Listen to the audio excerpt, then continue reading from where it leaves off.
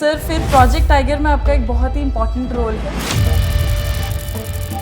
ऐसा हुआ, मैं इंदिरा जी के मंत्रिमंडल में था तो मैं ये आश्चर्यचकित हो गया कि हमारा राष्ट्रीय पशु उस वक्त तक लायन था।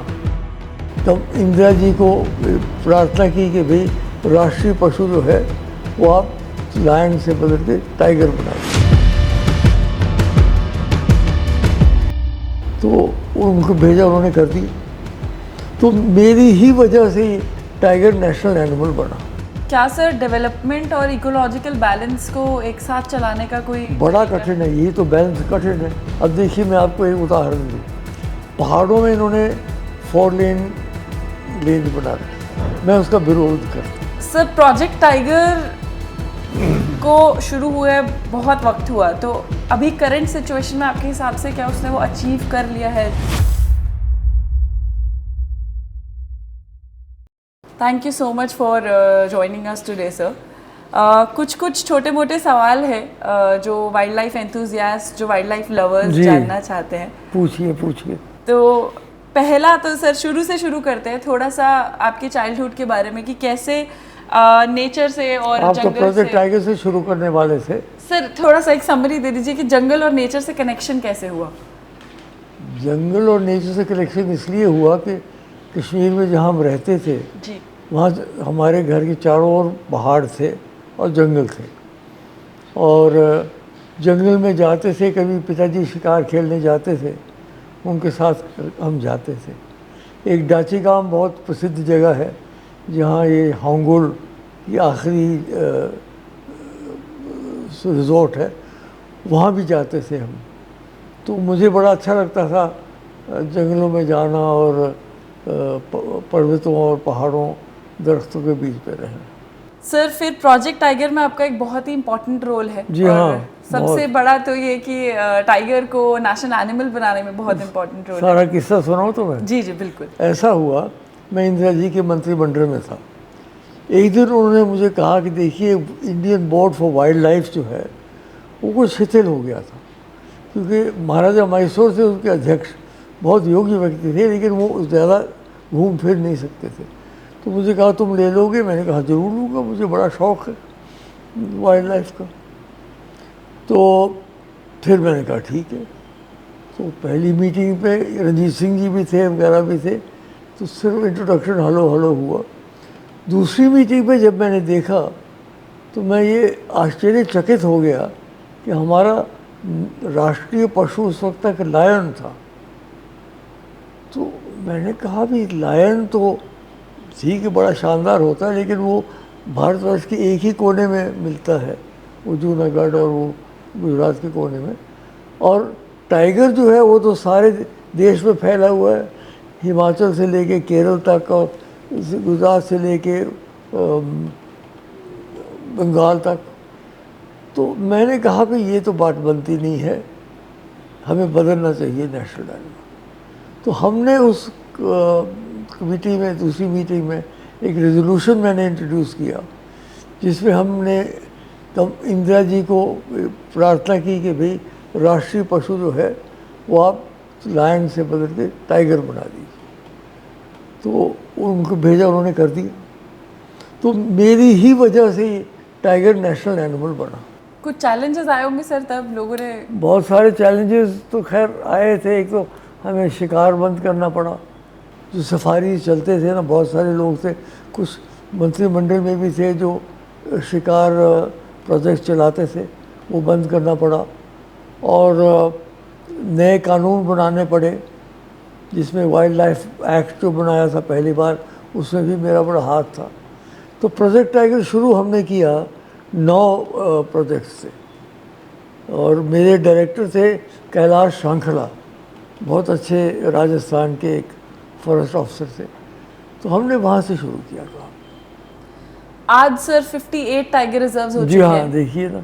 और शुरू में 9 थे, तो पहले 9 टाइगर रिजर्व्स के बारे में कुछ पहले 9 तो यही थे, सरिस्का थे, रणथंभौर था, और बहुत सारे जो प्रसिद्ध हैं वो थे।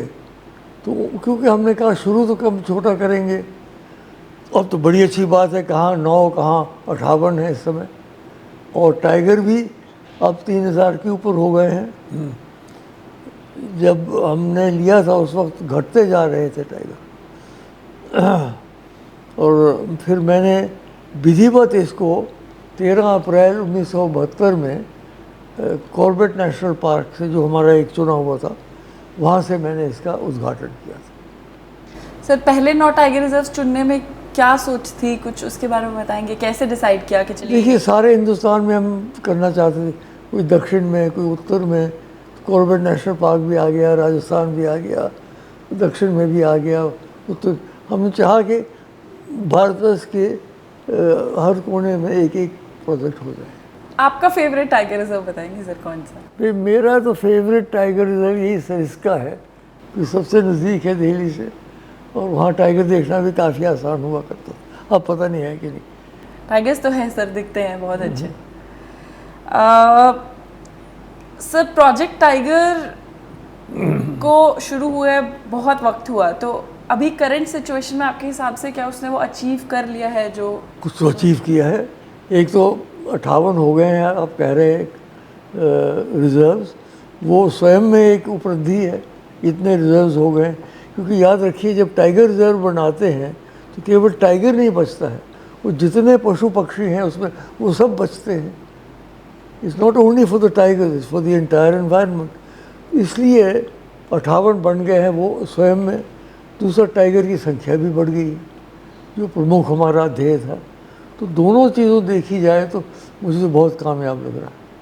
कोई सर किस्सा आपको याद आता है उस वक्त, कोई स्ट्रगल रहा हो, हमें थोड़ा सा उसके बारे में बताइए। प्रोजेक्ट टाइगर जब अनाउंस करना था, या जब? स्ट्रगल तो खैर नहीं हुआ कोई, क्योंकि इंदिरा जी का पूरा सपोर्ट रहा। मैं तो वाइस चेयरमैन था ना उस प्रोजेक्ट कमेटी के, अध्यक्ष वही थी, और उन्होंने बहुत सपोर्ट किया मुझे, तब मैं जाके ये कर पाया सारा। और थोड़ा सा ये था कि गांव वाले जो थे, जो रिजर्व्स के अंदर थे, वो एक समस्या थी। अब उनको बाहर करना, गांव वालों को भी जो यहाँ परंपरा से रुके हुए हैं, कोई छोड़ना नहीं चाहता अपना घर, वो हमें एक समस्या रही कि गाँव को बाहर करना पड़ा। क्योंकि एक बार रिजर्व बन गया तो गांव वाले अंदर रहे, वो भी उचित नहीं है, वो करना पड़ा। उसमें थोड़ा बहुत हमें दिक्कत हुई, विरोध हुआ कहीं ना कहीं से, लेकिन कमोबेश हो गया वो। आपकी कोई fond memory first 9 tiger reserves की? कुछ फॉन्ड मेमोरी तो वही है जो मैंने इनॉग्रेट किया था, बैसाखी का दिन था 13 अप्रैल 1972, वही सबसे फॉन्ड मेमोरी है मेरी। शुरू में सर एनवायरमेंटल पॉलिसीज़ जब बननी चालू हुई इंडिया में, तो उस वक्त क्या चैलेंजेस आते थे, क्या विजन थी एनवायरमेंटल पॉलिसीज़ के पीछे, कुछ उसके बारे में? देखिए, ऐसा है, जब तक मैं मंत्रिमंडल में आया इंदिरा जी के वक्त, उससे पहले भी कानून थे, लेकिन वो पर्याप्त नहीं थे। तो इंदिरा जी की वजह से हमने नए कानून बनाए। वाइल्ड लाइफ प्रोटेक्शन एक्ट जो है, बड़ा हिस्टोरिक एक्ट है, और हमने वो उन कानूनों को थोड़ा कसा और थोड़ा उनको और महत्वपूर्ण बनाया। उस वक्त ऑपोजिशन का कुछ टेक, या कोई ऑपोजिशन तो रहा होगा पॉलिसीज़ के बारे में? नहीं, ऑपोजिशन कोई ख़ास नहीं रहा। पार्लियामेंट में मैं था ही था उस वक्त, कोई ऐसा विरोध नहीं रहा। हाँ, जो गांव उठने वाले थे, उसमें कई लोगों ने कहा कि भाई गांव वालों को क्या होगा, ये आपको टाइगर की चिंता है और मानव जाति की आपको चिंता नहीं है। ये तो उनका ऐसी बात नहीं है, हम मानव जाति को ही बचाना चाहते हैं, लेकिन ये एक राष्ट्रीय पशु होगा तो इसको बचाना ज़रूरी है। आज के इंडिया में सर किस टाइप के पॉलिसी चेंजेस की ज़रूरत है, या किस तरीके से एनवायरमेंटल कंजर्वेशन और इफ़ेक्टिवली किया जा सकता है? देखिए, एनवायरनमेंट तो बहुत बड़ी बात है ना। एनवायरनमेंट में केवल टाइगर रिजर्व्स नहीं है, एनवायरनमेंट में तो सारी दुनिया में ग्लोबल वार्मिंग हो रही है। आप जानते हैं, पेरिस अकॉर्ड वगैरह, और अमेरिका निकलता जा रहा है उसमें से, जिन्हें सबसे ज़्यादा पोल्यूशन करते हैं। तो ये तो एक अंतर्राष्ट्रीय समस्या बन गई है। उसके लिए वैसे मोदी जी कर रहे हैं। उन्होंने जैसे वो सूर्य का बनाया एक कंसोर्शियम, कि जो सूर्य की शक्ति से हम बनाएं, इस किस्म की बातें, ऑल्टरनेटिव एनर्जी की बातें। तो एनवायरनमेंट तो बहुत बड़ा एक प्रश्न है, वो डायरेक्टली टाइगर रिजर्व से संबंधित नहीं है, लेकिन ये भी उसका एक जुज़ है। आज के इंडिया में अगर एक बोल्ड इन्वायरमेंटल पॉलिसी चेंज लाना हो आपके ओपिनियन में तो देखिए, मैंने इसके बाद फॉलो नहीं किया ज़्यादा, क्योंकि ये देखिए जो मैं बातें कर रहा हूँ 1972 की, अर्ध शताब्दी हो गई है, हाफ सेंचुरी से ज़्यादा।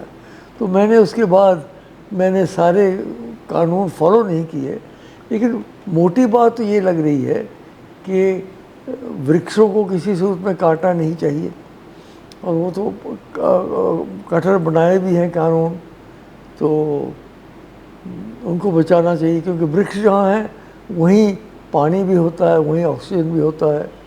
तो जंगल को कटना नहीं चाहिए। बहुत सारे जंगल करप्शन के कारण, करप्ट जो लोग थे ऑफिशियल्स या ठेकेदार वगैरह, बगैर इजाज़त दरख्त काट लेते थे, बेचते। उसको बंद करना बड़ा जो, मैं नहीं कहता हूँ कि अभी तक हो रहा है कि नहीं हो रहा है, लेकिन उसके ऊपर नज़र रखनी है, पोचिंग के ऊपर नज़र रखनी है, और लोगों को, यंगर जनरेशन को एजुकेट करना है कि क्या महत्व है हमारे एनवायरनमेंट का। ये कोई फैड नहीं है, कोई फैशन नहीं है, ये हमारे राष्ट्रीय जीवन और हमारे मानवीय जीवन का एक हिस्सा है। क्या सर डेवलपमेंट और इकोलॉजिकल बैलेंस को एक साथ चलाने का कोई बड़ा कठिन है, यही तो बैलेंस कठिन है, क्योंकि डेवलपमेंट होती है तो अब देखिए मैं आपको एक उदाहरण दूँ। पहाड़ों में इन्होंने 4 लेन बना रखी, मैं उसका विरोध करता हूँ। क्या ज़रूरत है 4 लेन की पहाड़ों में? सारे पहाड़ हिला दिए आपने, वो ब्लास्ट कर करके कि जो टूरिस्ट क्या 2 लेन में नहीं जा सकते हैं क्या? टूरिस्ट के कारण आप हमारे पहाड़ों को हिला रहे हैं, और हिल गए हैं। आगे हिमालय जो है बड़ा पुराना पर्वत नहीं है, कहते हैं मुकाबलतन एक नया पर्वत है, तो उसको भी हिला दिया आपने। और आप देखिए कहाँ क्या डिज़ास्टर हो रहे हैं। केदारनाथ में कैसा डिज़ास्टर हुआ, हज़ारों लोगों को पता ही नहीं चला। इसलिए ये नहीं करना चाहिए।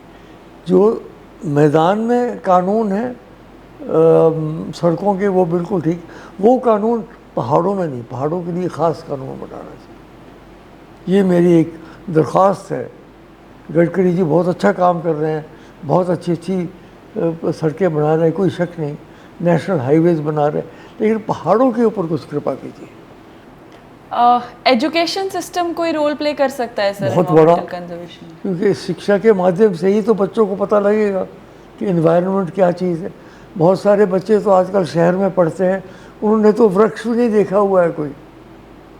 तो उनको कभी कभी बाहर ले जाना, कभी धूप में ले जाना, कभी नज़दीक जो जंगल हो वहाँ ले जाना, थोड़ा बहुत उनको उसी समय से वो लगना चाहिए कि नहीं भाई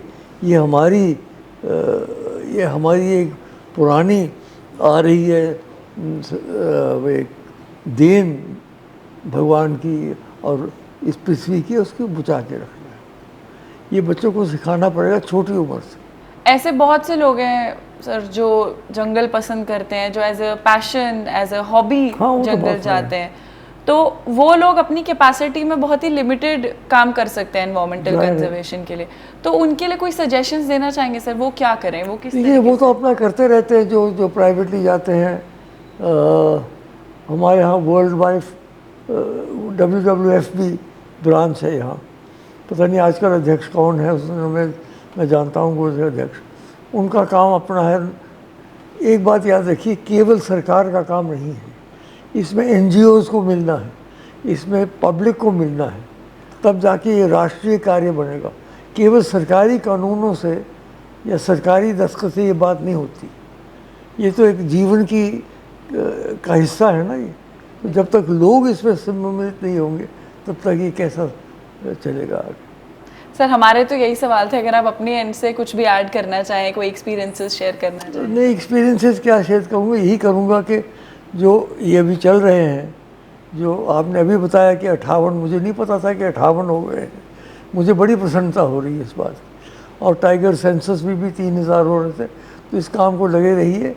एक काम ज़रूरी है कि लोगों की शमूलियत इसमें बड़ी ज़रूरत है। केवल गांव वालों को भी ये लगना चाहिए कि ये जो रिज़र्व बन रहे हैं इससे हमें फ़ायदा होगा। जी। लोग आएंगे, कुछ उस वहाँ कुछ लोग खर्चे, कुछ ना कुछ फ़ायदा होगा। लेकिन टूरिज़्म को बहुत ढंग से चलना चाहिए इसमें। ये अब इसके अंदर भी 4 लेन शुरू कर दिया अगर आपने रिजर्व में, तो वो भी सारा नष्ट हो जाएगा।